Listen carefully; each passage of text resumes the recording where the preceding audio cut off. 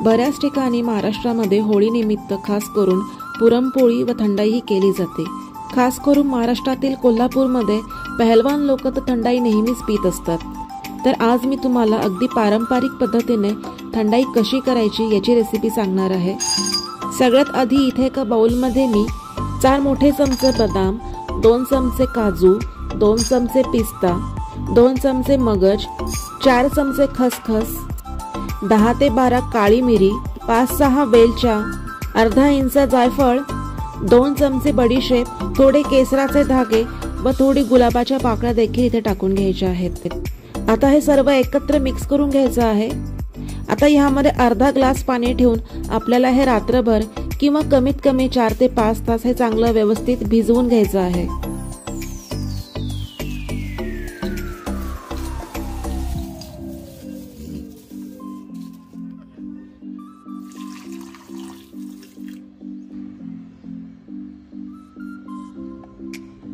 आता सर्व ड्रायफ्रुट्स हे व्यवस्थित भिजून झालेले आहेत।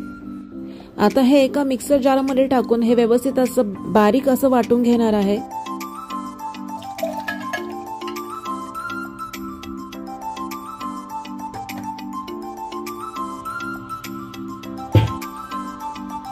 अशा प्रकारे याची अगदी बारीक अशी पेस्ट करून घ्यायची आहे। आता हे वाटण एका सुती कपड्याने मी हे चांगलं असं गाळून घेणार आहे। सोबतच यामध्ये मी 1 ते 1.5 कप थंड असं दूध टाकलेलं आहे। सुती कपड्याने आता आपण हे व्यवस्थित असं गाळून घेऊया।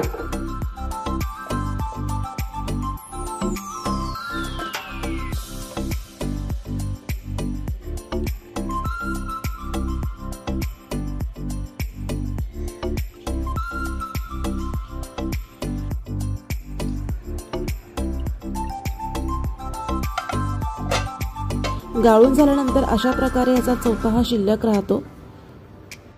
तुम्ही हा राहिलेला चौथा विडा तयार करण्यासाठी देखील वापरू शकता। आता सर्वात शेवटी थंडाईमध्ये मी थोडेसे खडी साखर देखील टाकलेली आहे। खडी साखर ही मुळातच थंड अशी असते। खडी साखर खाल्ल्याने शरीरामधला दाह देखील कमी होतो। अशा प्रकारे आपली थंडाई तयार आहे। तर या होळीला तुम्ही ही नक्की रेसिपी ट्राय करा व माझा व्हिडिओ आवडला असल्यास नक्की लाईक करा, शेअर करा आणि सबस्क्राइब करा।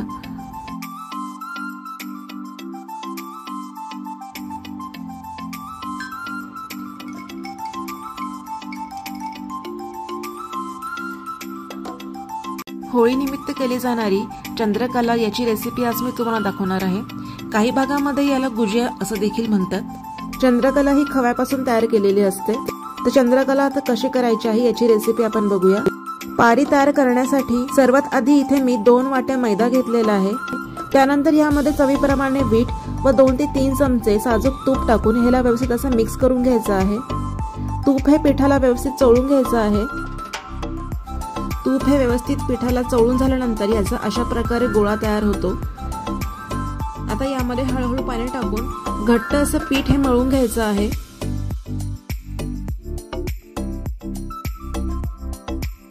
पीठ मळून झाल्यानंतर याला साधारणतः 30 मिनिटं झाकण ठेवून रेस्ट होण्यासाठी ठेवून द्यायचं आहे। पीठ सेट होईपर्यंत आपण आता चंद्रकलासाठी लागणारं सारण तयार करून घेऊयात। सारण करण्यासाठी इथे 1 वाटी मी खवा घेतलेला आहे व त्याला किसून घेतलेला आहे। आता ह्याला एका पॅन मध्ये टाकून त्याला साधारणतः 4 ते 5 मिनिटं चांगले परतून घ्यायचे आहे। थोडासा रंग बदलला की आता आपण गॅस बंद करून एका बाउल मध्ये काढून घेऊयात। खवा थोडा थंड झाला की यामध्ये 4 चमचे बदामाचे काप, 4 चमचे पिस्त्याचे काप, 4 चमचे काजू, थोडे गुलाबाच्या पाकळ्या, विलायची व जायफळाची पावडर हे सगळं टाकून आपल्याला व्यवस्थित असं मिक्स करून घ्यायचं आहे। सर्व साहित्य एकत्र झाल्यानंतर याला थोडा वेळ थंड होण्यासाठी ठेवून द्यायचं आहे। आता यामध्ये मी अर्धा कप पिठी साखर टाकून घेणार आहे। सारण तयार करण्यासाठी इथे आपल्याला नेहमी पिठी साखरेचाच वापर करायचा आहे। तसेच खवा हा पूर्णपणे थंड झाल्यानंतरच यामध्ये आपल्याला पिठी साखर टाकून घ्यायची आहे। जर खवा गरम असताना तुम्ही पिठी साखर टाकाल तर तुमचं मिश्रण जे आहे सारणाचं ते सैल होईल। त्यामुळे तेलात तळताना चंद्रकला या फुटू देखील शकतात। अशा प्रकारे मी पिठी साखर देखील यामध्ये व्यवस्थित अशी मिक्स करून घेतलेली आहे। आता आपल्या पारीसाठी लागणारं साहित्य व सारणासाठी लागणारं साहित्य देखील तयार झालेलं आहे। तर आता आपण चंद्रकला तयार करायला घेऊया। पारीसाठी लागणारं पीठ हे 30 मिनिटं आपण सेट करण्यासाठी ठेवलं होतं। आता याला पुन्हा एकदा व्यवस्थित असं मध्यम आकाराचा पिठाचा गोळा घेऊन तो आपल्याला आता पोळपाटावरती लाटून घ्यायचा आहे। अशा प्रकारे मैद्याची पोळी करून घ्यायची आहे। ती जास्त जाडसरही नसावी व खूप पातळ देखील नसावी। आता इथे मी एका ग्लासच्या साहाय्याने याला कट करून घेणार आहे। तुम्ही इथे वाटीने देखील याचा गोल आकार हा कट करू शकता।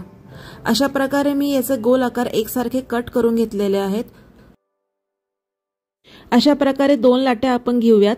आता एका लाटीवरती आपण तयार केलेले सारण टाकून घेऊयात। सारण खूप जास्त देखील घ्यायचे नाही आहे।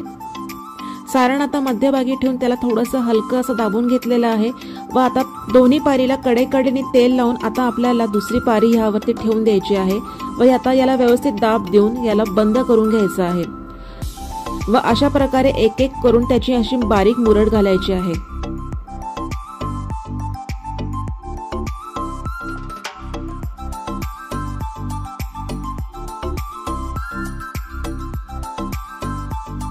अशा प्रकारे सर्व चंद्रकला आपल्याला करून घ्यायच्या आहेत। मी दिलेल्या प्रमाणामध्ये जवळपास 8 ते 9 अशा चंद्रकला मध्यम आकाराच्या तयार झालेल्या आहेत। आता आपल्याला साखरेचा पाक तयार करून घ्यायचा आहे।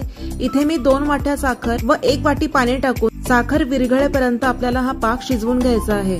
सोबतच यामध्ये थोडी विलायची पावडर व केसराचे धागे देखील तुम्ही टाकू शकता। चंद्रकला तळताना तेल अगदी फार कडक नसावं, हलकसं मंद असं असावं।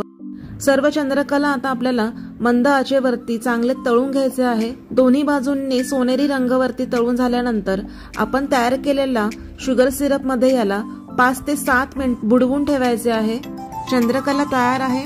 आता यावरती मी सजावटीसाठी थोडा चांदीचा वर्ख, पिस्त्याचे काप व थोड्या गुलाबाच्या पाकळ्या देखील टाकलेल्या आहेत। होळीसाठी खास केली जाणारी चंद्रकला तुम्ही नक्की तयार करून बघा आणि तुम्हाला माझा व्हिडिओ आवडला असल्यास नक्की लाईक करा, शेअर करा आणि सबस्क्राईब करा, म्हणजे तुम्हाला अशाच नवीन नवीन व्हिडिओ बघता येईल। माझा व्हिडिओ बघितल्याबद्दल खूप खूप धन्यवाद।